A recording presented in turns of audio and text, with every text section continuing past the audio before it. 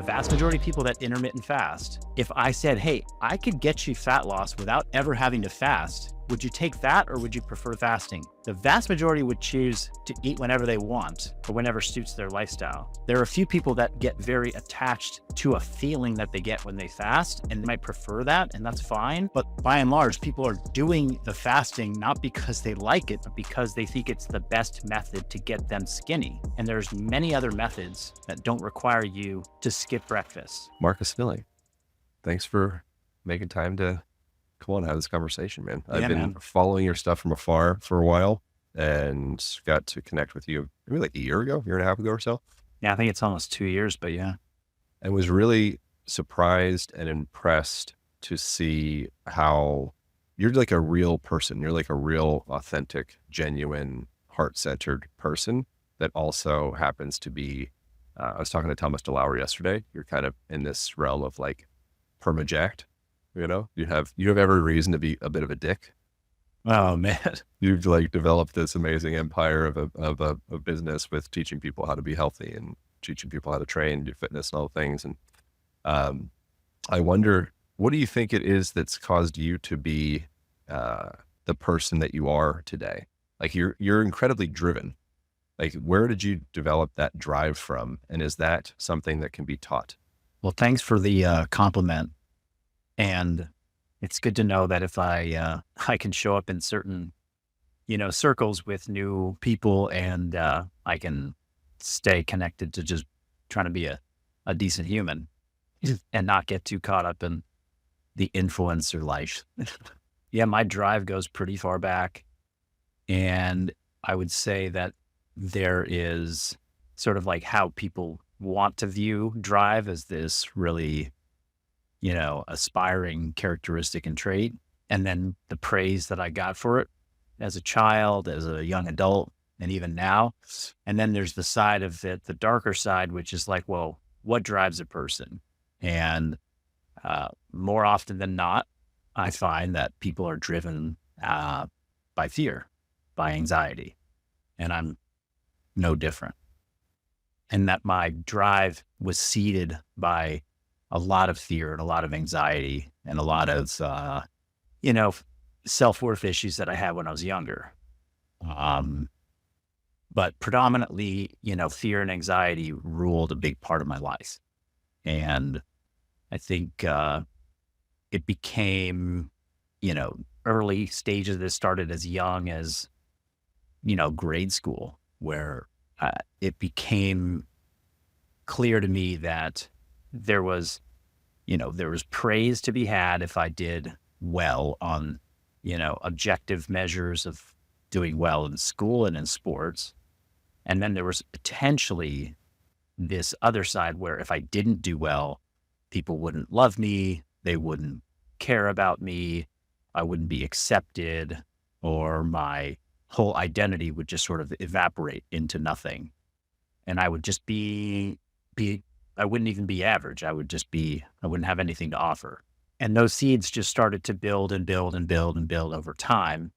And as the stakes got higher, the perceived stakes of life, whether it was, first it was grade school, then it was middle school, then it was high school, then it was college, then it was graduate school, then it was owning your own business, then it was supporting a family, then it was having a mortgage, then it was having a bigger business. And, the stakes were, in my mind, just growing and growing and growing.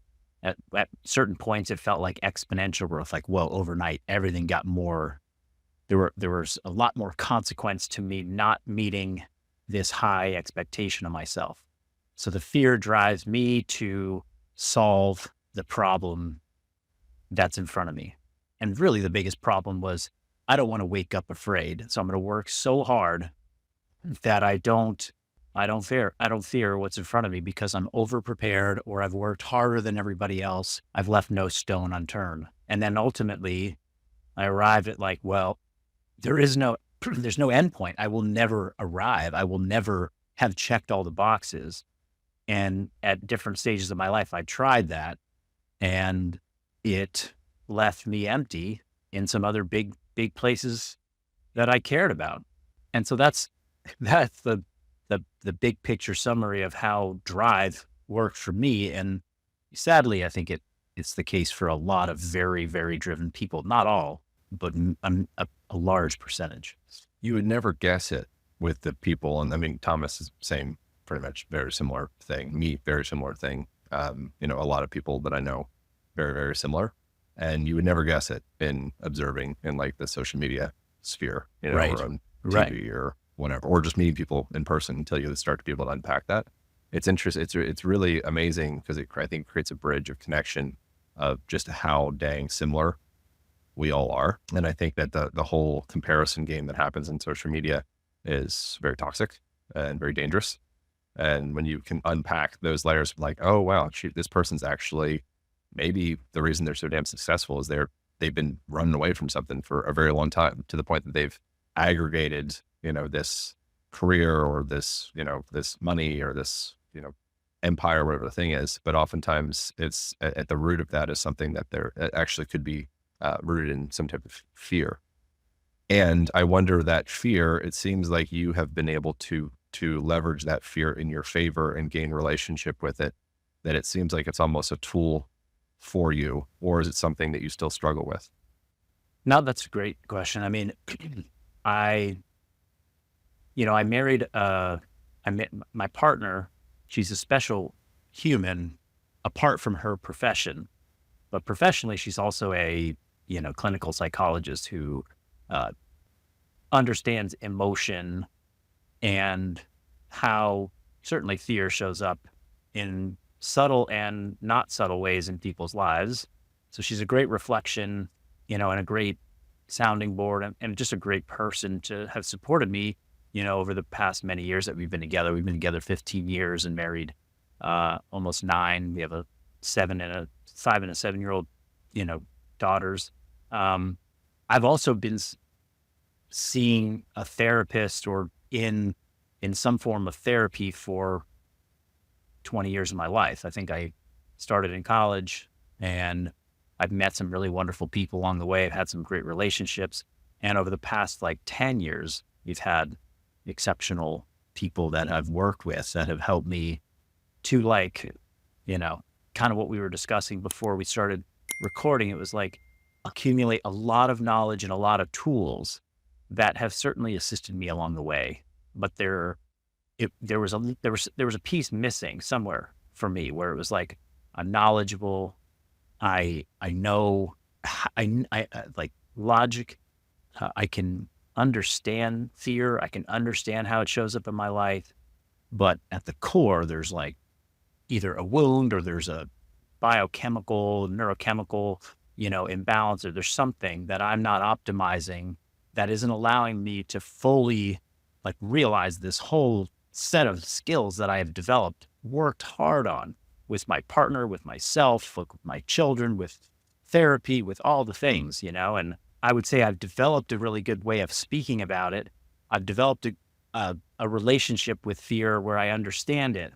And even in that place, I found myself, it was November last year. So a year after you and I had met, kind of like I wouldn't say rock bottom, but pretty darn near close, where I was just like, I am living this internal struggle every day, regardless of what I'm putting out in the world, where I'm pretty miserable. My wife knows that I'm miserable. I can show up 50% of the time as me, and then the other 50% of the time I'm just afraid and worried, and and so it's like the person who has all the knowledge in the world, but they just can't execute because there's something that's holding them back. And so I started to expand my idea of like, okay, how do I address this fear? What do I do? Did like an MDMA, assisted psychotherapy, which was incredible because I was like, this is the first time that fear was turned off completely for me in my life. I had a day of not feeling it.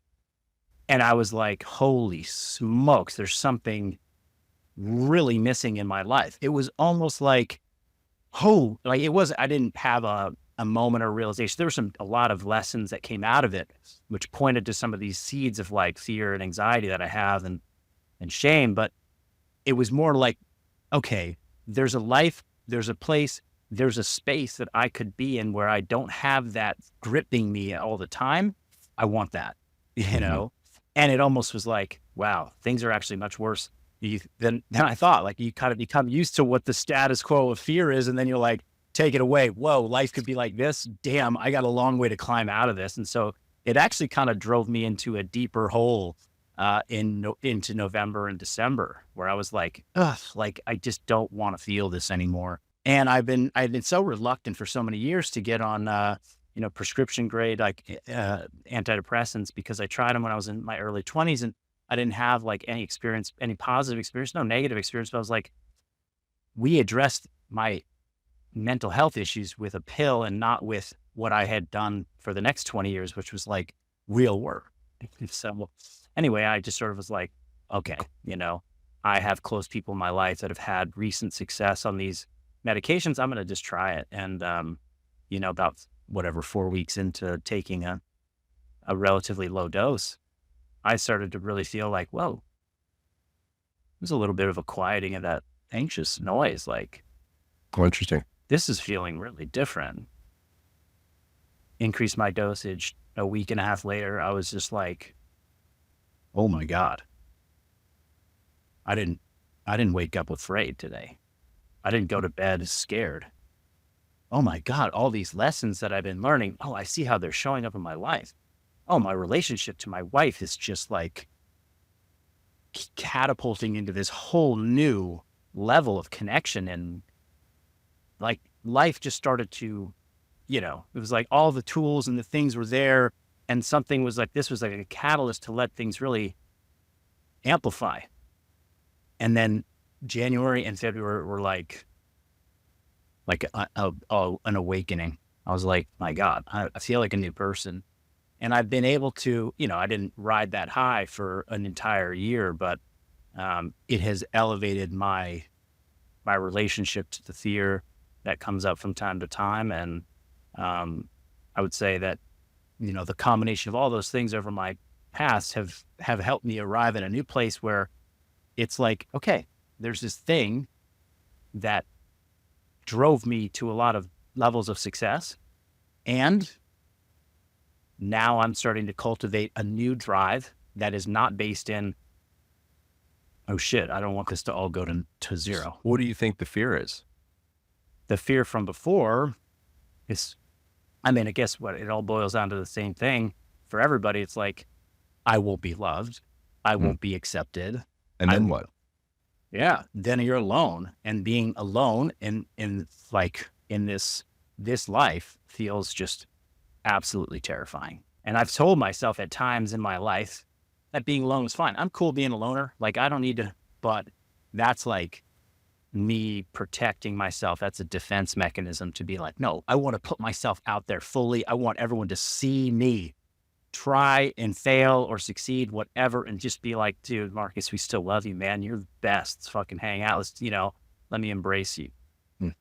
How does that stem into, because I think that's a very common thing that many people are experiencing in different gradients, different scales.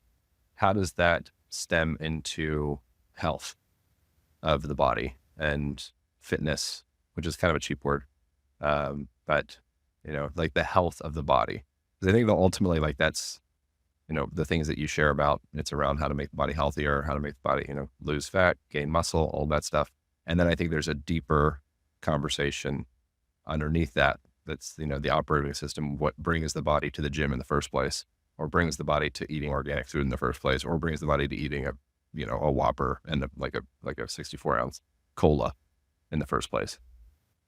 So is there a relationship between that one's internal landscape and internal world and the way that their body ends up manifesting? Yes and no. I mean, I think the body can lead the mind or the internal world, and the internal world can lead the body in directions. I think it goes both ways. I leaned heavily into body for several decades now, and let me optimize the body, and then my mind will be at peace. And I think truthfully, like it wasn't until the last few years, as I've grown in my knowledge base as a coach, as I've refined my own practice of physical wellness and health, that I realized that there's a limit to how much your work on your body can impact your mind. Most people, the vast majority of people that I encounter, they have not optimized or even scratched the surface of the fundamentals of body health. Uh, and so there's a huge opportunity for them to increase their mental health and emotional well-being through movement, through the practices that I coach. But there are people who are highly optimized physically and are still struggling internally. And I was in that both. Um, so, and not that I didn't place a high value on mental health. You know, I had a mental health practice or support system, you know, and perhaps I didn't invest as heavily in that as I did to my physical health. You know, I would check the box a weekly with therapy, have time to connect with my wife and go deeper, but I'm I'm doing the things every single day with my physical body. I'm checking those boxes, morning, day, and night.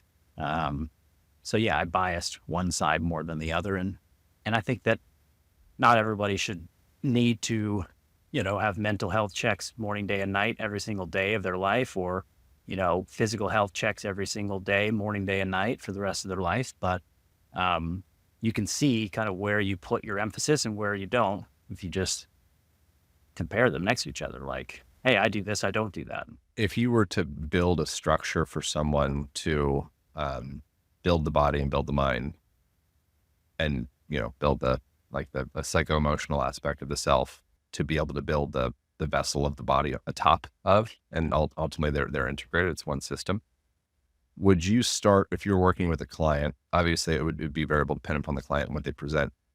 Would you start with internal exercises or would you start with external exercises? And in either direction, where would you start with someone? If you're, say it's your child, for example, or someone that you care about, 20-year-old person, someone that's kind of like entering into this space, and like, Marcus, I want you to take me to Jesus.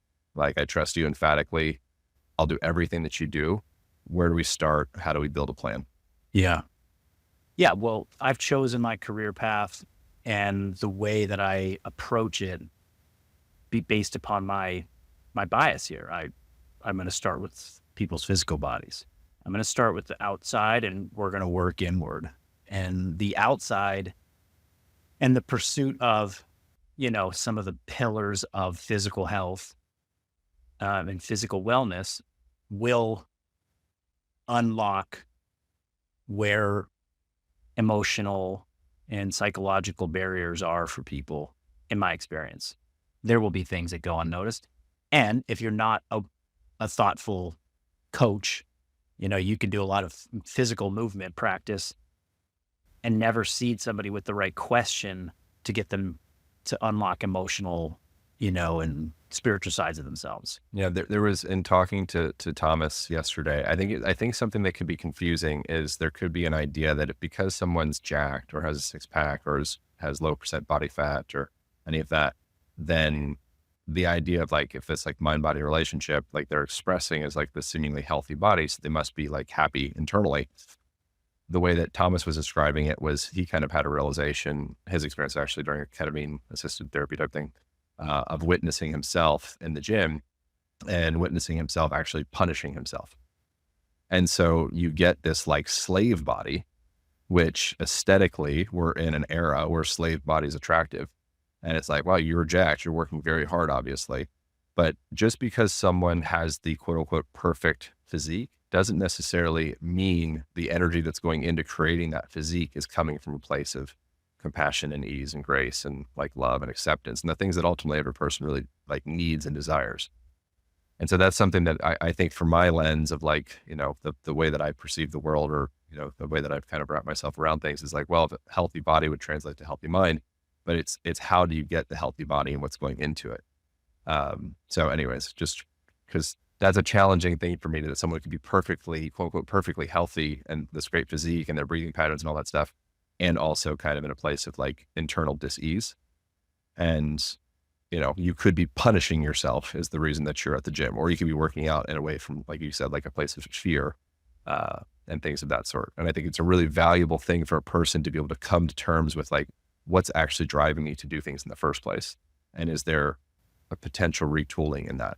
No, it made me think of sort of, and I'm trying to I'm trying to piece this together as part of my own curiosity and coaching a lot of different types of individuals who have wildly different backgrounds, and trying to create a system or a language that I want to transfer to them. I want them to learn this language of the body, almost from like the exercise scientist perspective. Not like I don't need them to understand the super nuances of exercise and fitness, but in the way like a scientist of exercise and the body understands that there are inputs, there are outputs, there are biochemical processes that happen on the inside. You do this, you get this out. And it's not a mystery. I mean, the human body is more mysterious than, you know, a simple screwdriver and a screw. Like there are more moving pieces there, but it is a system that we understand with a great amount of specificity.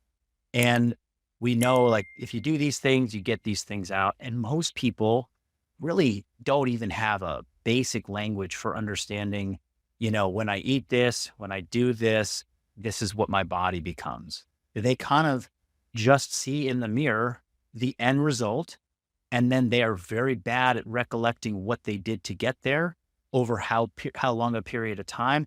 They have no sense. So I'm going somewhere with this, which is if I can teach people the language of what it takes to make change, and they really can see it with just like clear as day over a period of time of we look at data, we interpret it together, we practice consistency the best that we can, we acknowledge that we all make mistakes or that we all fall off consistency, we give ourselves grace and a pass at like, you don't have to be perfect, let's just keep learning. They arrive at a place where they're like, I know what it takes. Thomas knows what it takes to have the body that he looks in the mirror at and says, I accept that. It's a lot of work. Thomas does not wake up as jacked and as lean as he is by accident. He doesn't just move through life with like the ease of like, I'll have that today, or I'm just going to go with this. He's meticulous about what goes into his body, and he thinks about it at a very high level. And deep down, he understands the language that I'm talking about to the point where he can see, yep, I do a lot to maintain this thing that I feel like I need to see in the mirror. I do a lot more than the average person. And therefore, he actually can, because he has the language, he can reflect on it and be like, damn, maybe his experience is like, I am punishing myself to achieve this. I've had that experience at multiple times being like, I am crushing myself every day to achieve this thing that I see in the mirror. I know everything that's going in because it didn't happen by accident. Now I can step back and reflect on it and be like, wow, does that fill me emotionally? Does that fill me spiritually? Does that fill me in a way that actually feels at peace with where I want to be in life? Yes, because I have the understanding of where I was. Whereas when I was in my 20s and I got jacked and shredded and lean, I had no understanding of how it happened. I just followed a blueprint that someone gave me, and I was like, whoa, I'm jacked and shredded. And then when it was gone, I had a total mental and emotional like hurricane that I went through because I didn't have any foundation. And I think to a much lower scale or lesser scale, that is what people feel like when they gain 10 pounds, they lose 10 pounds. They gain 10 pounds, they lose 10 pounds. It is an emotional roller coaster because they don't understand the level and the language of which to achieve the thing that they've been in their mind chasing. Where would a person start to begin to learn the kind of like the dialect or the language around understanding, navigating their body in the sense of okay, summer's coming. I would like to reduce body fat. I want to look jacked. It'll make me feel good. It'll make me feel proud of myself and make my kids feel, me feel proud in front of my kids. Or I want to bulk, or like, how does a person get into that space where they can start to kind of like, navigate the body in whatever direction? It's like learning, like developing, like getting a driver's license to drive your biology. And all those assumptions that people make about how they're going to feel when their body changes are great assumptions to make, but they are just assumptions. And until they put in the work and they do the thing, they will never know if they're truly proud of themselves, or they, however they're a great role model to their kids.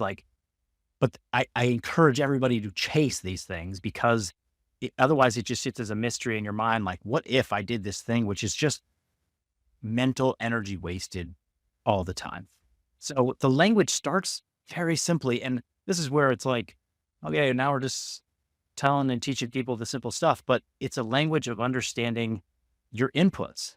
And we're going to start with just the inputs that we can quantify, because yes, there's like stress inputs and there's, but I want to just look at the basics of how you feed yourself and how you water yourself. How much water do you take in? How many calories do you consume? And how much protein specifically do you eat? Now, people generally have heard these things are important, but they have never practiced the art of collecting the data, because it's an art form. It's a skill and an art form. It's like, how do you collect that information in modern society? Because again, this is now an emotional and mental obstacle that people have to climb over.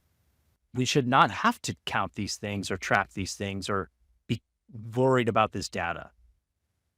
Our ancestors never had to track their macros or count calories. Why would we have to do it?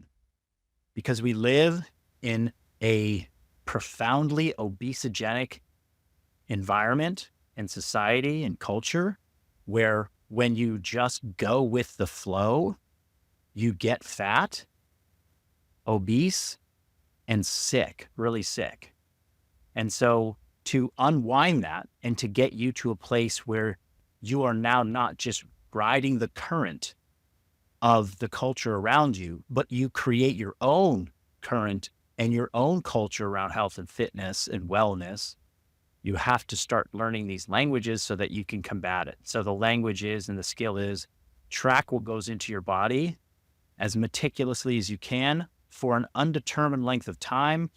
And that length of time will be decided by how long it serves you in the goal of creating a healthier intake balance. Just to be able to start like witnessing patterns, and developing a relationship. And also it's like what gets measured gets managed, like the Drucker quote. So from you, so let's say the person is 35 years old, male or female. I guess maybe it'll be different for both. So I'd be curious your lens on both. But they are not obese, they're just maybe moderately a little fluffier than they'd prefer. And their goal is to get as jacked and tan and healthy in the next 6 months. They have a 6-month plan. They're hiring you. Where would you start most people in Western culture from like a macros perspective, like fats, carbs, proteins? That's, I think, an interesting conversation that there's a lot of like potential range for debate and maybe nuance within that. And then also quality of said macros. I wonder, are all proteins created equal, or all sugars created equal, fats, et cetera? Initially, and actually before I go into these specifics, I think an analogy that works for a lot of people to hear, and because wealth and financial success or financial stability is probably the most important topic to Americans out there, and then health comes second. People want to be financially secure. People just want to be safe. They want to be safe, and money translates to safety in this world. So they invest a lot into wellness or financial coaching or courses. And the first thing that every course will do, a financial course, it will require you to budget. to track your income and your spending to the cent, right? Not like, hey, just give me a rough estimate of, how much you spent this month. No, it's like, let's do the data. So this is health and fitness coaching. We must track the income and the spending as precisely as we can. And that is like Dave Ramsey is selling hundreds of thousands of courses on how to get out of debt. What's the first thing you do? You budget. Okay. Like, and these are people that generally, they might think, okay, I'm in trouble. I'm in debt. Like I'm a little overweight or like I'm just, average, but I need to get better. Same thing with health and fitness. So I hope that analogy really hits How home. long do you have people budget if you're working with said client? Is this a month thing, a 2-week thing, as long as they need to develop a relationship and awareness? Yeah. We go back to the analogy, once you started budgeting with your finances and it got you out of debt, do you want to stop budgeting? Most people don't, right? Could you probably get away with it or could you automate it? Yeah, you can automate it because there's great software out there that just sort of does the budgeting for you and you just sort of follow the thing. And these are all analogous to health and fitness. So somebody might need to be tracking their food for a couple of years. Would Some you people, recommend an app, writing something down on paper? What would be I like would the best absolutely practice? recommend, software, apps, data that is more specific, that doesn't require you to do as much work. Writing stuff down once upon a time used to be easier because the apps were clunky. Now they're not. You have to get over the hump of like, how do I learn how to use this thing? And many of them make it so simple. If you just get through the first week, 2, 3, and you have somebody to guide you and teach you how to do it. Back to the question about like, where do we start people, And there are rules in finance too. It's like you should be spending no more than X amount of your income on this discretionary spending or, whatever, right? We can apply some of those things to macros for people. But generally I like people to start without a prescription. I like people to start with tracking of just what they're doing in their life, because getting a sense of what you're already doing before someone tells you, hey, only spend this much on, bread and spend this much on your gasoline. It's like, well, how much are you spending on your food and how much are you spending on gas already? Let's do that with your food tracking. Make sure you understand what's going into your body for at least a week, preferably 2, but a week is enough to get a snapshot. Then from there, and we can't get to the how much you should eat without evaluating the output side of the equation. And the output side of the equation, people will say, I have a high metabolism, I have a low metabolism, I have this, I have that. I like to wipe the slate clean and just say, all we really need to do is create some metric for activity that we can track. And the simplest one of all is how many steps a person takes in the day. That alone can be what people focus on to track their output. Are they doing other activity? Are they doing other training? Are they doing other like fidgeting in their room? Sure. But we can get a pretty good idea of how much activity and output they have based upon the number of steps. So if somebody tells me their body weight, their height, general body composition, I can estimate from. I know how old they are, and I know how many steps they take.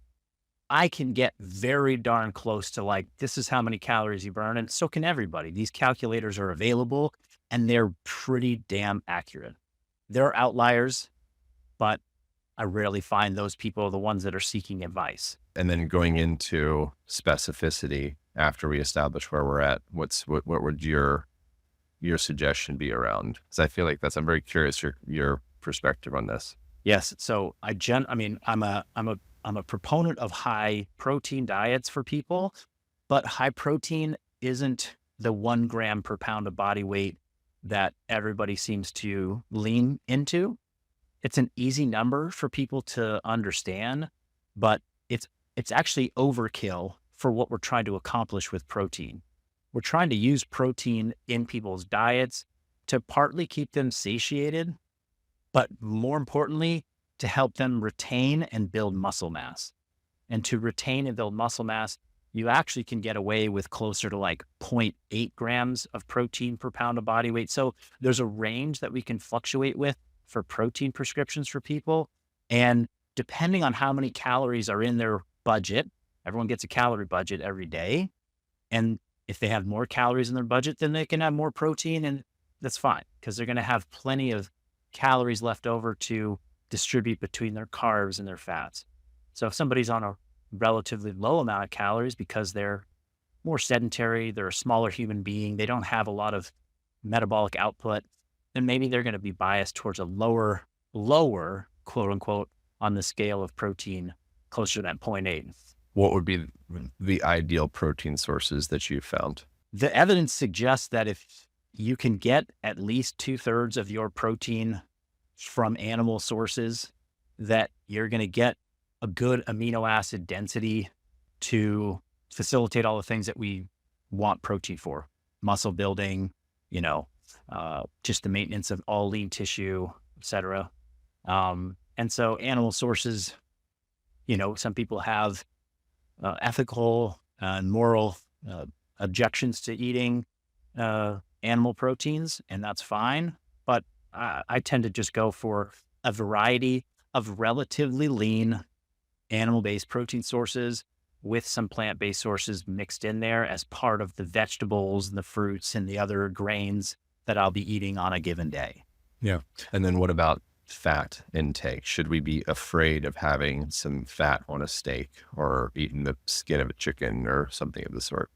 Yeah. So this is also where I do have a stance on general carb to fat ratios that people should have. But the beauty is that once your calories are locked in and once your protein is locked in, how you distribute your carbs and fat doesn't really matter in terms of the overall outcomes of what you want. Now, how each individual person feels with either more fat or more carbs, and, because if you raise fat, the carbs have to come down. If you raise carbs, the fats have to come down. The bias most people take in modern culture, because of the diet culture that has been fed to us for years, is that they believe carbs are the enemy and they will aim for lower carb diets as a way to cut calories and to avoid getting fat. But when protein and calories are equated, you can have more carbs or less carbs. It does not matter in terms of overall outcome of fat loss for people. So I try to put people on moderate to high carb diets and the relief that people feel like when they're like, oh, I can eat carbs. I had a client yesterday tell me like, oh, my last nutrition coach just told me I couldn't have fruit. And I was like, well, that's a bummer, and that's misinformation in a way. But yeah, so now your question was, should we be afraid of a fatty steak or, skin on a chicken breast or on a chicken thigh? And the answer is no. However, if you eat a ribeye steak versus a lean filet, or if you eat a ribeye steak versus a chicken breast, or if you eat a chicken thigh with the skin on versus having grilled shrimp, you start to see, and you're tracking, you're budgeting, you're tracking all of your food. You start to see very quickly, you're like, well, shoot, my budget is 2,500 calories today. And those 8 ounces, that 8-ounce ribeye was like 500 calories, but the bowl of shrimp, of grilled shrimp that had just as much protein was only 175 calories. I think I'm going to opt for more of the shrimp because that's going to give me back more of my budget to spend on something else. I mean, I like ribeye, but I also love shrimp. And if I eat the shrimp, then I get to go out and have a whole bag of Skittles. And at the end of the day, it's all a wash. Seriously. And I'm not saying, we don't need to go down like Skittles are the devil and there's dyes and all that stuff. But again, we're starting from the fundamentals.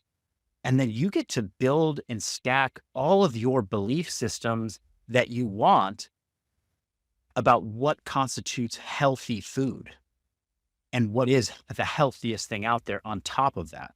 In the realm of carbs, the different types of starches and such, what are your thoughts on potatoes and white rice versus brown rice? And would there be, if you were going to choose, if you're on a deserted island and you were going to choose 5 different type of carbohydrate resources, what do you think would be the top ones to bring? I would imagine Skittles probably wouldn't be on the list, but maybe bring a couple. Maybe, yeah, I'd probably bring one thing, one carb that was like fully fun, just a fun food, right? Because consuming, yeah, it's like I want pleasure and I want entertainment from my food. Many people do. And then I also want nourishment and vitality and health from my food. And so that might be something different than a Skittle. I'm again with at least starchy carbohydrates. I go back to the same kind of analogy as the shrimp to ribeye. It's like, well, you can have them all. They all have their value and they all have, their downsides. A bowl of white rice versus a bowl of potatoes, for the same value of carbohydrates in terms of numbers, you're going to be able to eat more potatoes than white rice. The other thing that's great about white potatoes, or any potatoes for that matter, is that they actually have more fiber and resistant starch in them, and therefore they are more satiating. So you eat more, you eat potatoes versus rice, you're full longer. There's a satiety index that exists that ranks basically the top 100 most filling foods from most to least. Potatoes are number one. So if you want to actually eat less overall, then eating a bowl of potatoes that has maybe more carbs and more calories than the bowl of spinach might actually have you winning out in the long run, because the bowl of spinach doesn't fill you up. An hour later, you're feeling hungry again. You reach for something that's not as planned out because you're just hungry and you didn't think about the meal that you were going to have to eat in an hour. And you grab a handful of cashews to tide you over. Meanwhile, if you had had the bowl of potatoes, you're full because it's highly satiating. And then you go for 4 hours without even thinking about food until your next planned meal that was also thoughtful. So on this island, what are your top fat sources as well? If you have to pack a bag, we got proteins, we got carbs, we got fats. What are your top fat sources that you're going to bring? Yeah, well, I didn't answer the question about carbs, but I'm picking carbs that are highly satiating, that have a lot of micronutrients and fiber in them. So, apples, great, very filling because there's lots of fiber in them. I personally eat a ton of blueberries. They're low density in terms of energy, highly nutrient dense, lots of nutrients in them, and they have a ton of fiber in them as well. Other carbohydrates I like are the carbs that I get from dairy. So I eat a lot of yogurt, non-fat Greek yogurt, high protein, relatively high carb, gets me a ton of good value out of that. I don't supplement a lot of fat in my diet. I don't actively add fat to any meal that I eat, apart from occasionally a little bit of nut butter, because the protein sources that I eat have fat in them. The overnight oats that I eat that have, some fats mixed in them, like I don't have to go out of my way to drizzle olive oil on everything. And it's not something that I think about. Avocados are something I love, but they're also something that, have a tremendous amount of fiber in them. They have other values to them apart from just having fat associated with them. So for me, I'm going armed with my protein sources, my favorite carb sources, and from those, there should be a decent amount of fat baked into each one of those protein sources that would kind of reach my requirements. I'm not eating more than 75 to 80 grams of fat a day. And for this person that's 30 something years old and they have a 6-month plan of getting jacked, what's their, the timing on their eating windows? When I hear of feeding windows, I always think it sounds very weird. It's like I'm in my feeding. I'm like, bro, who are you, dude? You have a feeding window, bro? Come on. Do you mean it's lunch? You mean you're gonna eat lunch? Is that what you're saying? Your fucking feeding window? Is that what you mean? That's hilarious. That's hilarious. Yeah, for me, it is highly, highly flexible. Although if you're on that island, or if you're, if I'm teaching this person, my most important lesson around timing is creating rhythm and consistency. So whatever rhythm fits your lifestyle very well, then eat at those times and then create a pattern that you do it over and over and over again. If you're trying to restrict your calories and your method for restricting calories is to narrow your eating window dramatically, then know that that is the method you're using. And then know that when you reach your goal and you go to expand your eating window, that you have to account for now there's a new opportunity for you to eat more, and you could reverse all of the fat loss that you got from removing the method that worked to get you there. So I would prefer to teach people a method for achieving fat loss that doesn't require them to manufacture eating windows in their life. If you could learn, if somebody came to me, the vast majority of people that intermittent fast, if I said, hey, I could get you fat loss without ever having to fast, would you take that or would you prefer the fasting? The vast majority would choose to eat whenever they want or whenever suits their lifestyle. There are a few people that get very, very attached to a feeling that they get when they fast, and they might prefer that, and that's fine. But by and large, people are doing the fasting not because they like it, but because they think it's the best method to get them skinny. And there's many other methods that don't require you to skip breakfast. Yeah, that's been something that, like I touted eating as many little micro meals as you could throughout the day 20 plus years ago as a personal trainer, because I wanted to stoke your metabolic fire and kind of keep you always going. That was like something that I would say. I don't know what the hell I'm talking about. And then I hear, oh well, actually, fasting is really important. So then it's like, okay, intermittent fasting. So maybe like let's go like 2 meals a day, and then so extend the fast and have your quote unquote eating window between noon and 6 or something like that. And then there's like, well, there's also the OMAD, the 1 meal a day, and then there's also some people that fast every Sunday or fast, maybe they'll do a fast every month or whatever. So like there's a lot of confusion in that space, I think. And maybe everyone's right in their own way. And maybe everyone's a little wrong in their own way. It's maybe just a lot of nuance and bio individuality and perspective on things. It probably augments people's, the way that they express. What are your thoughts on that? I guess I'm continuing to go down that path. Sure. Yeah. Well, I mean, you spoke to Thomas. He's much more the expert on fasting. However, what I like to tell people is that fasting generally is just a method for restricting calories for individuals. The benefits to fasting that many people talk about cellular cleanup and, Yeah. turning on, Apoptosis. yeah, autophagy and epigenetic changes that are happening generally don't, from what I understand and what I've seen in the literature, don't really take place until you're into deep fasting periods, like more than 24 hours, closing in on 72 hours, which is not a practical application for most people on a regular basis. Like do a 72-hour fast every quarter or every 6 months, if that's what you would like to do. However, it's just not something that most people will do. And they think fasting for 16 hours is going to turn on all these, auxiliary benefits. And what's surfacing and what I'm seeing more in headlines around research is that it's not the fasting, it's the caloric deficit that people are in that initiates autophagy. So you can achieve cellular cleanup by just being in a calorie deficit without timing your meals in any particular way. So if that's what we're trying to achieve, then let's focus on that more so than we're focused on the timing windows for people, and leave it there so that people can kind of get out of this, this belief that if I don't fast, I can't age and live long.